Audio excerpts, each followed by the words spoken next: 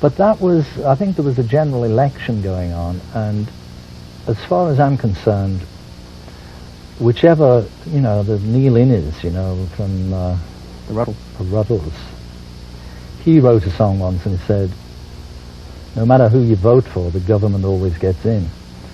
And it's like that, you know, in England you always get, as far as I was concerned, the left, the centre and the right, they're all really the same.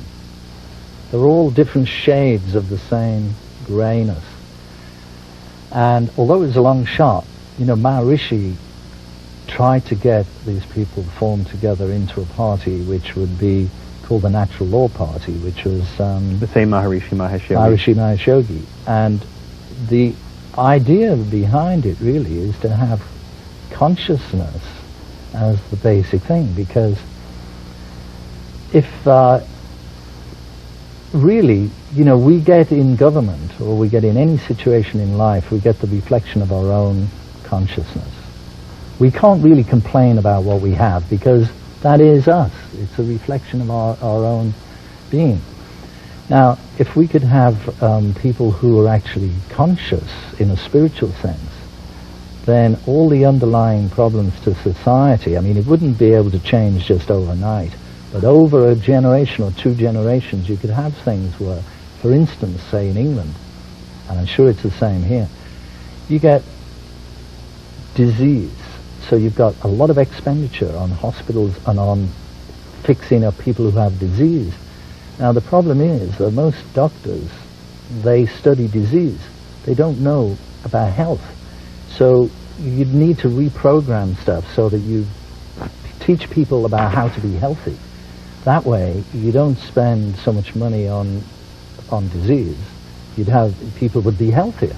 You wouldn't have such a, you know, a requirement for, you know, with all the various things that take up all the money. You'd be able to use that money for something else. So the natural law that operates on this planet or in the universe, everything, as I said earlier, everything works in a perfect order. And there's a scheme to things which has a certain intelligence that drives it and makes everything work. Now, if we as individuals could go to that level of consciousness where we can bring it into our being, and as Maharishi Mahesh Yogi once said, for a forest to be green, each tree must be green. So it's no use just 1 or 2 people being, you know, like this. You'd have to make the whole of society, if they had that understanding. And that's what I think really you'd have to, you know, school people. Right from being children, teach people about their health, about their bodies, about consciousness, because it's all to do with consciousness. Raise the level of consciousness, and then everything automatically becomes better. Do you think it can happen, or do you think people are totally on autopilot too much? It can happen, but it's something which will take a long, long time, generations of people. I mean, if you look now, just through, say, from the 60s or the 50s,